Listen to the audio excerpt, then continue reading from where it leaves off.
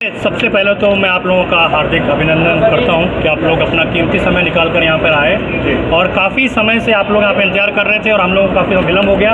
उसके लिए मैं आप लोगों के सामने से क्षमा प्रार्थी हूँ। मैं सुभाष चंद्र यादव सुहेलदेव भारतीय समाज पार्टी के अंदर राष्ट्रीय प्रवक्ता के पद पर था और पार्टी के प्रवक्ता पद से मैंने विगत 2-4 दिनों पहले इस्तीफा भी दिया था। और यहाँ आने से पहले मुझे पता भी चला कि आप लोगों के कई पत्रकार साथियों के मोबाइल के अंदर एक व्हाट्सएप मैसेज भी आया। उस व्हाट्सएप मैसेज के अंदर ये लिखा गया है कि वो तो पहले से पार्टी से अलग हो चुके हैं, तो उनकी न्यूज़ कवर मत करिएगा, उनकी न्यूज़ मत चलाइएगा। ये तो मुझे पता चल गया। तो ये आप समझ लीजिए कि सत्ता के अंदर रहते हुए माननीय ओम प्रकाश राजभर उनके सुपुत्र किस प्रकार मीडिया के ऊपर दबाव बनाने का प्रयास कर रहे हैं। और वास्तविकता यह है कि अरुण राजभर जी की हैसियत क्या है।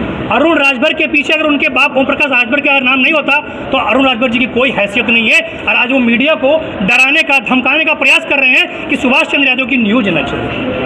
तो मैं आप लोगों के माध्यम से अरुण राजभर को वास्तविक स्थिति का अवगत करना चाहता हूं कि भैया जिस घर में बैठे हो ना तो चुपचाप बैठे रहो। आपकी हैसियत कितनी है उत्तर प्रदेश की जनता पूरी तरह जानती है।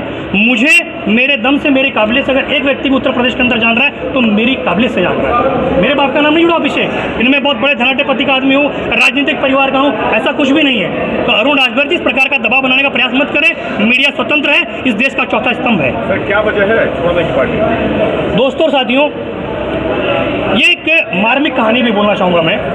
जो भी पार्टी होती, चाहे मैं अभी सुहेलदेव स्वाभिमान पार्टी की मैं सदस्यता लिया हूँ, जुड़ा हूँ, यानी ये मेरा एक परिवार है और परिवार का जो मुखिया होता है हमारे गार्जियन के बराबर होता है। विगत 26 अप्रैल को मैं इसी घोषी के अंदर था और मैं अरविंद राजभर जी का प्रचार प्रसार कर रहा था और 26 तारीख को मेरे घर पे एक दुखद घटना घटती है। मेरे सगे 19 वर्षीय भतीजे का सड़क दुर्घटना के अंदर एक्सीडेंट होता है और उसका देहांत हो जाता है। इस बारे में जानकारी शीर्ष नेतृत्व को थी, अरुण राजभर जी को, ओम प्रकाश राजभर जी को, अरविंद राजभर जी को।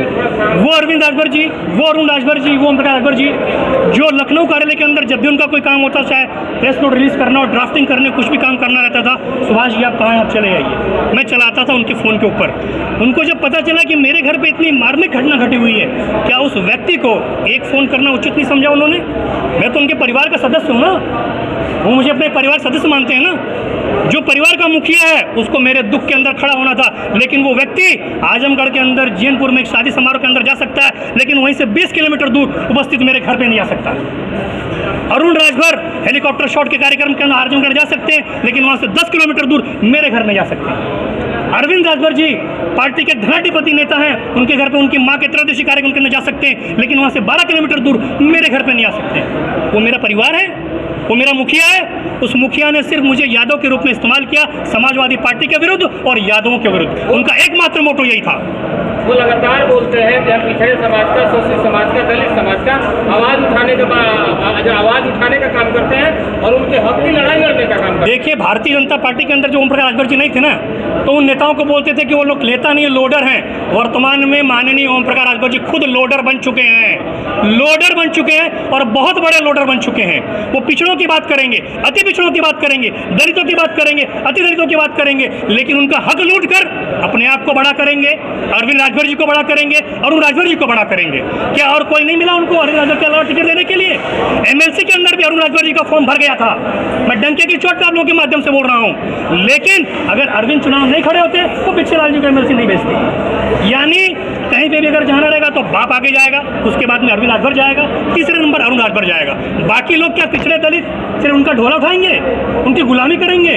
तो पिछड़ा दलित जो है, उनके नाम पे जो दुकान चला रहे हैं, उनकी दुकान बहुत जल्द बंद होने वाली है। कार्यकर्ताओं को क्या निर्देश दिए जाते थे, किस तरह का? अरे बहुत अच्छा सवाल पूछा आपने। मैं तो आप लोगों के चैनल के माध्यम से, मेरे क्षत्रिय भाई हैं, उनसे निवेदन करूंगा, ब्राह्मण भाइयों से हाथ जोड़ कर निवेदन करूंगा, क्योंकि ब्राह्मण हमारे हिंदू कल के अंदर सर्वोपरि देवता के बराबर है। पार्टी के सुप्रीमो ब्राह्मणों को, ठाकुरों को गरियाने का काम करते हैं और बाकी कार्यकर्ताओं को बोलते हैं कि दबा के गरियावा ताकि राजभर समाज हमारा खुश हो जाए। आप मुझे बताइए, चुनाव जीतने के लिए क्या किसी पर्टिकुलर एक समाज को टारगेट करना चाहिए? क्या राजनीति सिखाती है? ओम प्रकाश राजभर जी कहते हैं, उनके सुपुत्र दोनों कहते हैं, क्या कहते हैं कि राजभर जो ब्राह्मण उनको गरियाइए, ठाकुर को गरियाइए। और कुछ दिन पहले तो एक वीडियो भी वायरल हुआ था ना, पूरे चैनल में चला था, सबने देखा था किस प्रकार उनके के जिला के जो अध्यक्ष थे किस प्रकार ठाकुरों की माँ बहन बेटियों को रिहा रहे थे, क्या उसके ऊपर ओम प्रकाश अकबर जी ने अभी तक एक्शन लिया, कार्रवाई की, उसको पार्टी से निकाला? कुछ नहीं किया। यानी कहीं ना कहीं ओम प्रकाश राजभर और उनके परिवार की मौन स्वीकृति है। वो सिर्फ यूज करना चाह रहे हैं, वोट लेना चाह रहे हैं ठाकुरों का, ब्राह्मणों का, लेकिन उनके मन के अंदर इन लोगों के प्रति काला भरा हुआ पूरी तरीके से। यादव समाज से आते हैं आप, और उन्होंने कहा था, आप यादव समाज से आते हैं, उन्होंने कहा था हीरो की बुद्धि 12 बजे खुलती है। आपको कितना समय लग गया ये जानने में? देखिए, सुबह का भूला अगर शाम को घर लौटा तो उसे भूला नहीं कहते। मेरी बुद्धि जब भी खुली तो मैं आ गया ना। लेकिन आप ये ओम प्रकाश राजभर जी से पूछिएगा कि तुम्हारी बुद्धिया कब खुल लियो, तुम्हार बुद्धिया कब खुल लियो? तू पिछड़न के बात करा ला ना। कुछ दिन पहले बोल रहा ना 69,000 शिक्षक भर्ती के जो लड़कों बैठल हुए कुल लात खाए लायक हुए, वो उसी की जनता उनके अब लतिया के भेजे वाली है, बापुओं के लतियाई और बेटुओं के लतिया वाली, तब खुदे लात खाए वाला हूँ। अच्छा नेता जी 2 दिन पहलवा उनके जितावत रहा है, इनके दिन कैसे कथवारे लगा? ये सवाल जाके पूछा कि 2 दिन पहले योगी गढ़ यात्रा आना है तो तुम कैबिनेट में कहाँ शामिल होगी ना? पूछा, हिम्मत या कुछ नहीं तो नहीं जाएगी उन्होंने से। तो योगी जी तो खुश हैं उनसे। योगी जी से खुश हो तो मोहम्मद दोनों के मंशों समझ में आएगा कितना खुश हूँ मैं। कुछ चेहरों से तेज में समझ आएगा ला लिया। राजभर समाज एक स्वाभिमानी समाज होता है। जिस प्रकार पूर्व के अंदर ब्रजेश पाठक के चरणों के अंदर जिस प्रकार लौट गए थे, परसों आप सभी लोगों ने देखा ना कैसे लौट गए थे योगी जी के चरणों में। तो ये लौट के चाह रहे हैं कि भैया मुझे भीख दे दो, क्योंकि ओम प्रकाश राजभर जी जब समाजवादी पार्टी का गठबंधन था तो बोलते थे कि मैं इनको मठ में भिजवा दूंगा, कटोरा पकड़ के भीख मंगवा दूंगा। आज अरविंद राजभर माननीय योगी आदित्यनाथ जी के चरणों के अंदर बैठ के कटोरा लेके भीख मांग रहे हैं कि मुझे सांसद की भीख दे दो। आज आपके साथ कितने लोगों ने इस्तीफा दिया? दर्जनों लोगों ने इस्तीफा दिया है। 19 बताइए 19 आप 19 से 20 लोगों ने इस्तीफा दिया है।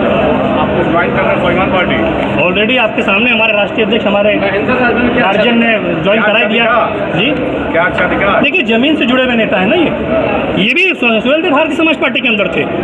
इन्होंने सुहेलदेव भारतीय समाज पार्टी को अपने पसीने से सींचा, खून पसीने से सींचा, लेकिन बदले में इनको क्या मिला भैया? क्या ये टिकट पाने के अधिकारी नहीं थे? टिकट वो खाली ओम प्रकाश राजभर पर ही है, अरविंद राजभर पर ही है, और दूसरा राजभर क्या करिए, बस उनके पीछे चले।